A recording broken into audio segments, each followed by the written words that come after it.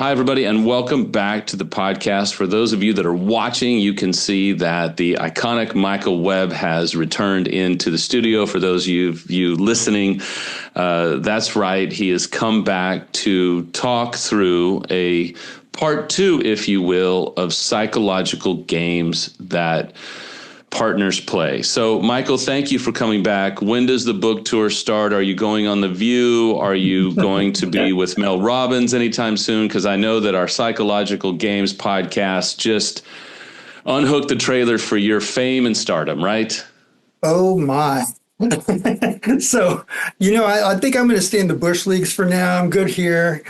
But, we'll leave that open once I, can finish all of my thoughts about it. But yeah, this is great. I'm glad to be here. Thank you for having me. Well, it's always a joy when you come in because you share and communicate on a level that makes our brains warp. I'm joking, obviously, but the level of, wisdom and intellect to be able to talk about the psychological games that we play. Our first game, and for the viewer and the listener, please understand we're going to do a few games that we talk about. I've had several clients reach out and go, man, that was fascinating. It makes sense why I do X. It makes sense why my partner does Y or why we do Z. And that was part of the whole purpose that we wanted to do this series, was to talk about it.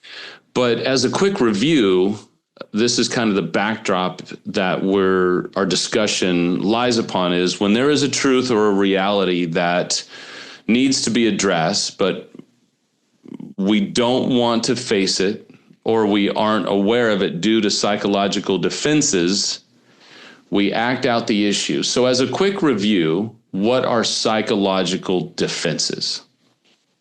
So the defenses are also somewhat unconscious. We can be highly defended and not know it. Like most people are familiar with denial. Like, I'm just not aware that something is happening, or I've removed the specific elements of reality that make it threatening. We also can use, justification, like I'm doing this for that reason, rather than acknowledging I'm doing it because I want to. Right. One of the defense mechanisms that are really powerful in this particular game we're going to talk about today is repression. And repression is a sense of, I am completely unaware of the effect of this emotion or this belief or this experience. And that core emotional memory, that core emotional belief is buried. And it's buried for many reasons. It might be threatening, or it might be trauma, or it may be so common, if you will, that it's kind of like a fish knowing they're wet, that it's prevalent in so many areas of life and it's been there since I can remember. I don't even know it's there. However, I just do this. This is just what I do. I just do this, and I feel like I can't change it. It seems intractable. It seems eternal. It's just me. That's just how I am. And it can even be that we don't know we're responding to it. We just assume it's part of our personality. Right. And that's what's so fascinating about it, is when we can do work at this level, we can begin to understand why we do what we do, rather than just going, well, this is just who I am. Well, maybe who you are needs some realignment, which is a common word that people are using now. Maybe you need some healing. Maybe you need some deeper trauma work to find out how to stop doing what you're doing, because it's obviously undermining the foundation of the relationship. So game one was a game called Uproar. And if you have not watched that or listened to that episode, I would invite you to go back and listen to it and see how that's playing out in your relationship or relationships as a human being. Game number two, and remember, let the listener understand, these are many times unconscious games that we're playing. So there is no intent to shame you or to shame your partner. It is how trauma works, because as so many people have read, the body doesn't forget. The body keeps the score, as Bessel van der Kolk said, and Peter Levine talk about trauma, et cetera, et cetera. Game number 2 is if it weren't for you. So how does that game play out, Michael? So with couples, this game actually begins before you even meet with these core emotional beliefs or memories that are guiding a person's choices, including their choice of a mate. And because it's unconscious, it's also kind of intuitive. And so, people have heard me talk about you've got these younger parts. Well, in this case, you've got this younger part of you that learned this core belief that is looking for somebody that also will cooperate with this belief. And this is all very, that you could say it, insightful, unconscious. We meet a person, and let's say this person is afraid of failure, desperately afraid to fail, so afraid that they're not really willing to take many risks in terms of career or social life. And let's say that I have the belief that I'm going to be abandoned, or maybe I was abandoned and I'm terribly afraid of it.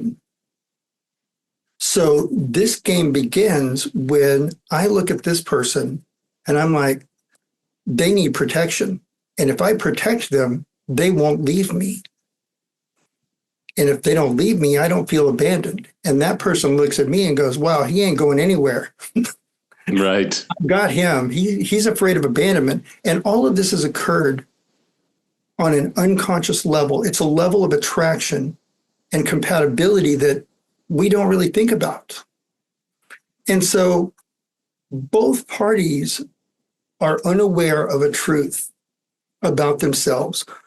And they may even become aware over time, but it's uncomfortable that this truth about me, this truth about you is allowing for the dynamics, very frightening dynamics. I'm afraid to fail. I'm afraid to be abandoned. And I'm avoiding this fear by being with you. And that may be the most important thing about you in the beginning.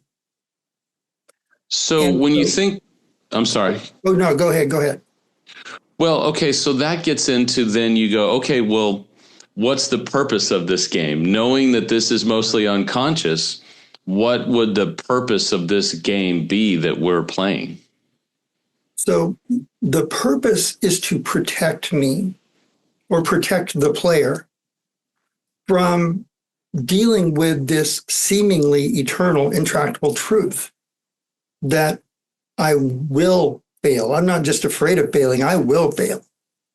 Or if I succeed, I'll fail. Or if I try, I'll be shown to be a failure. And each one of these different permutations of the same belief are really coming from a sense of, I can't change this about me, and so I must accommodate it. Same thing with the person that's fearful of being abandoned. Maybe they were abandoned, and maybe they associate attachment and connection with a person with being abandoned. And so instead of, and this is going to be controversial and it's not entirely right, but instead of love, we have mutual fear that you may not love me, but I'm protecting you from a fear that you cannot face. And you may not love me, but you're protecting me from a fear that I cannot face. And I may love you for that reason, because the fear that I cannot face, that I couldn't face, that kicked my butt in childhood, you're helping me with it. You're saving me from it. And so in the last conversation, we talked about there being a victim, a rescuer, and a persecutor in each one of these games. In this situation, to begin with, you've got two victims rescuing each other from what they fear is their fate, to be abandoned or to fail. And so that is one of the primary purposes, is to accommodate things that these two people learned in life that maybe are so deeply buried, they don't recognize it's there. And I love that because that's part of the work that you do. I have been trained by you and many others, but that's part of the work, right? Is pulling out what's unconscious and bringing it out into the conscious and going, hey, I don't know if you've seen this, but let me show this to you because I think you might be wrestling with this unconsciously. And so that's causing you to play this unconscious game with your partner, right? Mm-hmm. Exactly. And it's the thing about games, and, there's probably a better term because games sound fun and games sound purposeful. This is a psychological dance that is being played out beyond our awareness. However, like you're saying, once I'm able or another therapist is able to go, hey, this dance really, it looks like disco to me. Yeah. It's like, oh yeah, it is disco. That is what we're doing. We're doing that the whole time. I hate disco. Yeah. And so being able to see it, sometimes it helps for somebody to show you what you're looking for. Like, why is it in a relationship that it always seems like I'm doing this for them or they're doing it for me? I'm not appreciated. I work all the time and I'm not appreciated. Or I stay home all the time and I take care of the kids and I take care of the house. And there's never enough of me to take care of everything, and I don't feel appreciated. And I don't feel appreciated because of you. If you appreciated me, I would feel appreciated. And it can go both ways. Both parties, kind of like with Uproar, are not arguing about what's really happening. The reality is, it may be that one of the more compatible things about us is this complementary fear. Well, there's a saying, right? Trauma triggers trauma. So would it be safe to say the game I'm playing unconsciously fuels the game you're playing unconsciously? And so we are in this psychological dance and we need a third party to show it to us and help pull us out of it. Yes. So Absolutely. then we move into infidelity. Now, with infidelity, isn't it appropriate for the betrayed to set expectations, specifically because the unfaithful spouse had an affair? Absolutely it is. And that sounds like, well, if it weren't for you, I wouldn't have net nanny on your phone. If it weren't for what you did, I wouldn't feel devastated if it weren't for. Absolutely true. And that's how this stuff gets confusing. To answer that question fully, we got to go back a few years with a theoretical couple.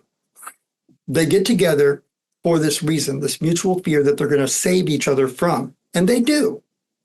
But because saving each other from a fear is not a great foundation for a relationship. Right.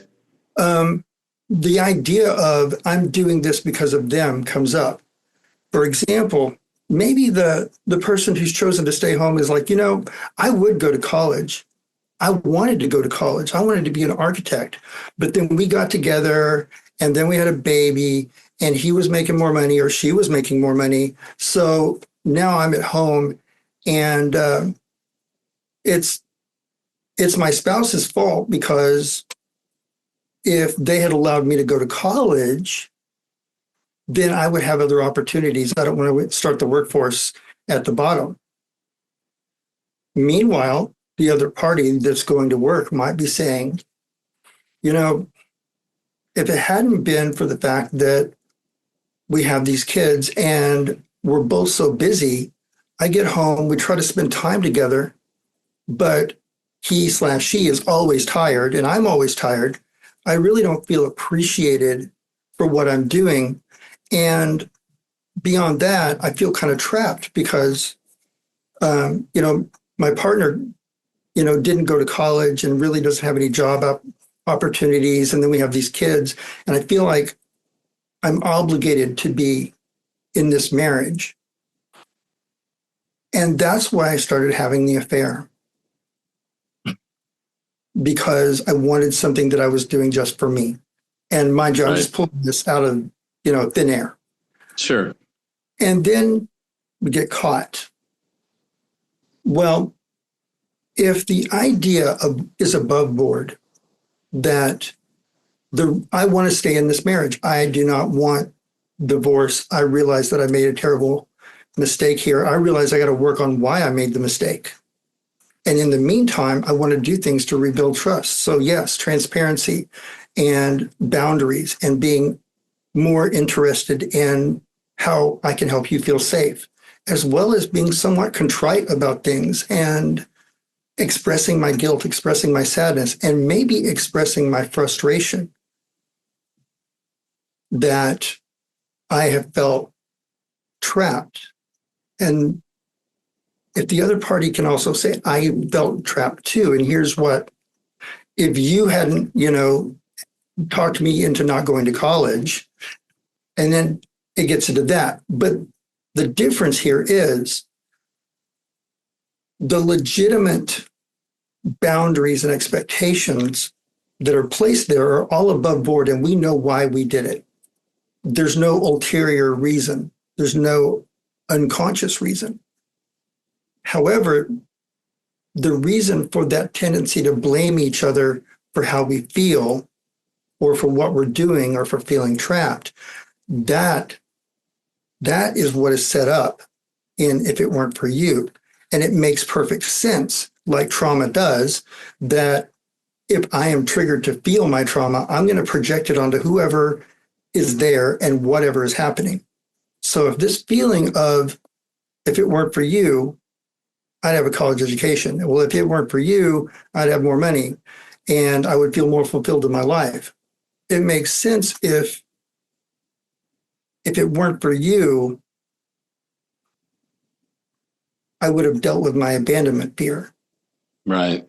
But you enabled me, you rescued me. And if it weren't for you, I would have forced myself out there into the world. That's some of the unconscious conversation. And so the key here is it's not above board. And the reason for the game is actually to continue to avoid dealing with something I don't think I can deal with. Yeah, because that's the underlying messages. I don't think I can deal with this. Like this just feels so scary and so overwhelming. It's just easier to play the blame game, or it's easier to be a victim. It's easier to transfer it onto my partner. Now, okay, so we're talking about that, but what about younger parts of us? What about these, you call it from transactional analysis, ego states, or from internal family systems, it's parts, and we're not going to unpack everything, but there's still younger parts of us, whatever you want to call it, that are affected by these games. So how do the younger parts of us get intertwined into these unconscious games? So I realized I didn't fully answer one of your other questions. to go back, how do I know I'm in a game? Is one of the questions that you'd ask. And part of it is, if I cannot blame my spouse for what I feel or what I'm doing, what's the alternate explanation? And it may be plausible, it may not be plausible, it may be rational, but begin exploring the idea that I'm using blame to shirk my responsibility for my behavior. Yeah.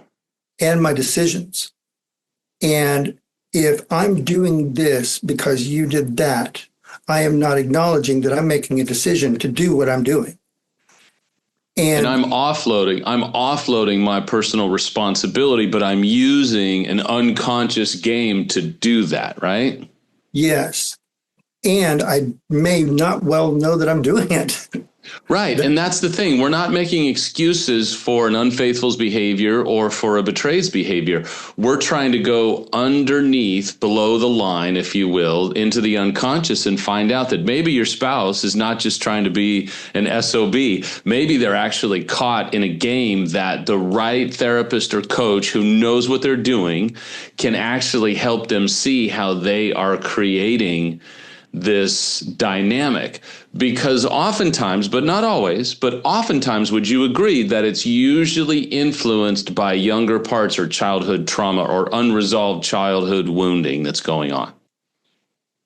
Yes. And, some people, when they'll listen to a few videos on childhood trauma or developmental trauma, and they'll be like, so is everybody traumatized? Is everybody doing what they're doing because their parents did not, give them an ice cream when they were 3?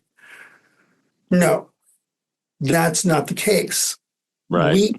Most of us grow up with a life script that we have pretty much put the last period on by the time we're about 7 years old. And that life script tells us who we are, who other people are, and for the most part, what we're going to do and who we're going to marry and how it's going to go. And all of that comes from our roles in the family as a kid. Well, that kid that we were becomes an ego state in our adult mind. And that kid that we were still functions quite a bit like that kid. And so if that kid felt a tremendous fear of failure for whatever reason, then that kid, which generally corresponds to the victim in one of these games, is feeling as though they are punished or they're inadequate or they're overexposed and they're looking for rescue. Well, it's reasonable for kids to want to look for rescue, especially from an adult, because they're kids, because they need protection, they need guidance, they need a lot of things. And being able to recognize that it's the kid in me with this script that's holding this fear of abandonment or of failure. And if that kid made such an important decision as who I'm going to be with, mind you, oversimplified, that's not the only thing we base the relationship on, but that was one of the first things, and it's a very powerful, visceral thing. Then when my spouse starts to not appreciate me or not protect me, my spouse goes from being the one who rescued me from my primal fear to persecuting me for it. So the unfaithful spouse says, when I come home and feel like I'm just as alone as I was when I was at work, and that a fear of abandonment comes up and I need validation, and there's people at work willing to give that to me when my wife, who I've given everything to, won't. Yeah. And so she, and sometimes it's also he, becomes the persecutor of the child that's the victim. And we look for rescue from someone else. And all of these roles are not who we are.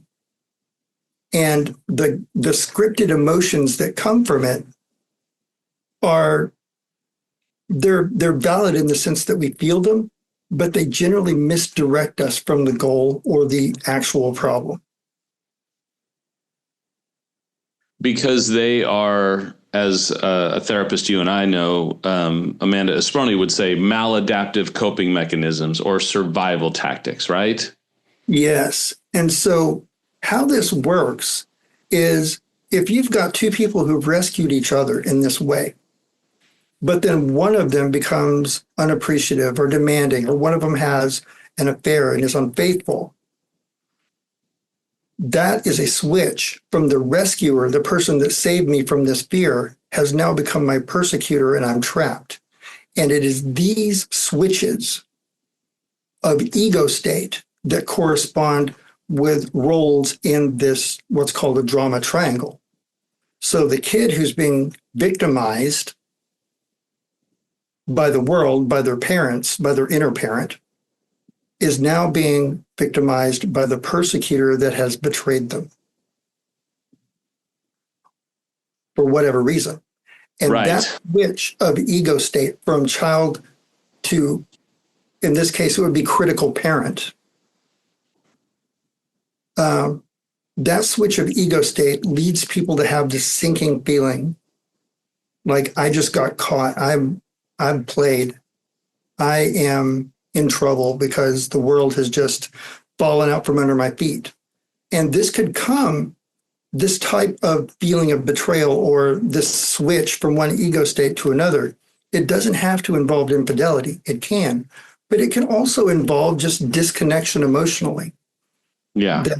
And the one party works all the time and does everything they can do, and they come home and their spouse and the kids have a life together that they're not part of, and they're alone at home and they feel unappreciated and they feel disconnected, just like they did when they were a kid. And chances are they played into that because the kid doesn't know how to have relationships. There's that element too. But when we have that feeling and we have that ego state switch from one ego state to the next, from adult to child or from child to inner parent, the person we're playing the game with feels like the world just fell out from under their feet. It's a sinking feeling. Or they feel like, would it be safe to say they just feel like, what just happened? We were here and now we're here. Is that fair? Because the person on this end goes, how did we make that connection to this? The word that comes to me is they are awestruck at what just happened. Yes. And that switch from child ego state to critical parent is more obvious in other games. However, it's present in all games. That ego state shift begins, let's say you and I are having a conversation and we're two adults having a conversation about adult stuff. And then I switch to a child ego state and begin acting childish, selfish, immature, or, volatile. Well, you're going to be like, what just happened? Right, exactly. Or if I switch into the critical parent role and I start berating you, again, what happened? And the last thing to say about this in terms of the games is if I'm talking with somebody who's an adult, I'm likely to stay in my adult ego state. In fact, as a therapist, part of what we're doing is strengthening the executive functioning, the adult in all of our clients so that they can handle whether it's trauma or just daily stress in life.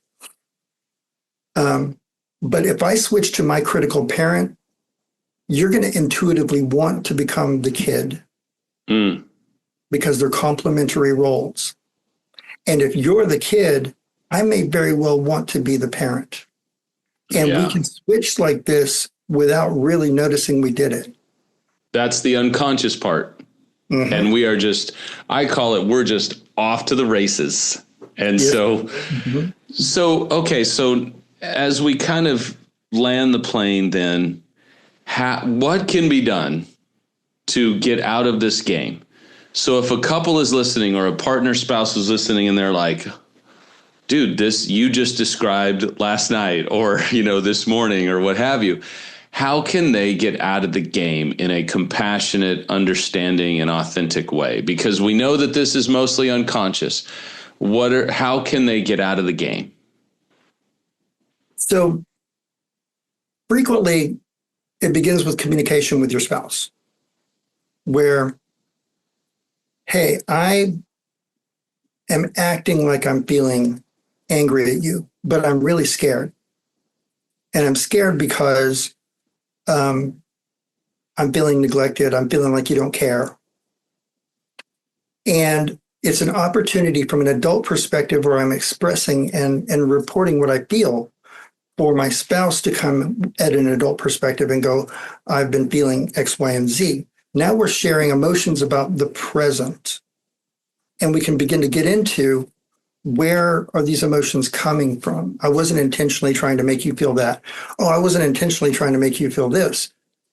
And what both parties are looking for is the statement, well, if you hadn't done this, I wouldn't have done that. Right. So, okay, I will take responsibility for my behavior, my words, my emotions. I'm not going to blame it on you, even though every fiber of my being believes it's your fault. But I'm forcing myself to look at the alternate reason. Why would I do that? Because a lot of times what we're talking about here is acting outside of our values or outside of our goals. Like if we're married, chances are we want to stay married. But if I am doing things that erode the marriage and I'm blaming my spouse, if I stop blaming my spouse and I look at why am I eroding this marriage? What am I doing this for? And also, sorry to interrupt, but it's also prevalent or imperative actually to say that sometimes we need to take a time out and find a way to get back into our adult, right? Very true.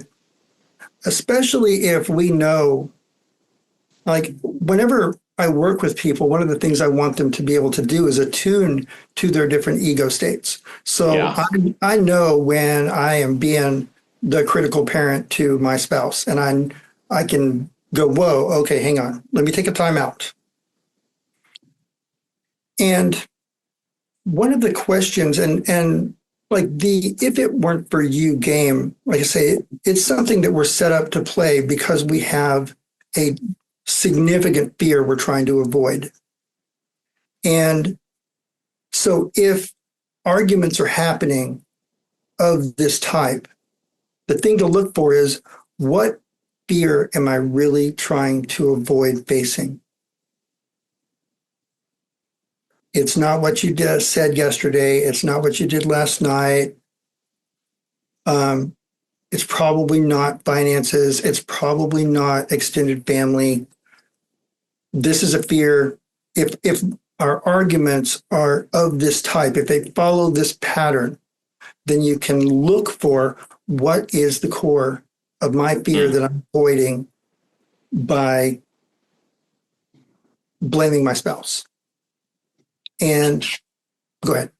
Which means we have to be willing to, I'm going to say it this way, but we have to be graciously, compassionately self-confrontational, right? That was good. Yes. Took a lot of work to get there. Thank you very much. Absolutely. Graciously and compassionately self-confrontational. Yes.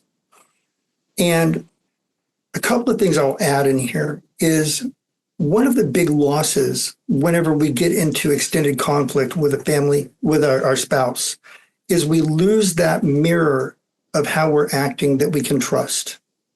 Like if I no longer believe that what you reflect to me about me is accurate, then where do I go for that reflection? And so that loss between two partners can be significant. Absolutely. And so that self-compassion, but also confrontation means I need to recognize I'm not perfect. Beyond that, I do have fears that I avoid because we all have them. What are those primary fears?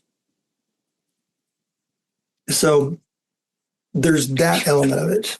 And then being able to notice also that when I'm blaming, I am not accepting something about me. And well, you waited to drop that little nugget on us. So appreciate that. We could do a whole nother podcast on that, but Brene Brown has explored this quite a bit. The blame is a way of changing how I feel without actually changing anything. It's a fair point. But it comes down to, I think, being able to say, look, if I'm in my regressed inner kid, or if I'm in my critical parent mentality or ego state, I'm not safe. Nothing's going to get accomplished. I'm only going to do more damage. But if I can get back into my adults don't want to play games. Adults want authentic connection. Adults want healing. Adults want a sense of restoration. And so getting back into the adult is absolutely essential.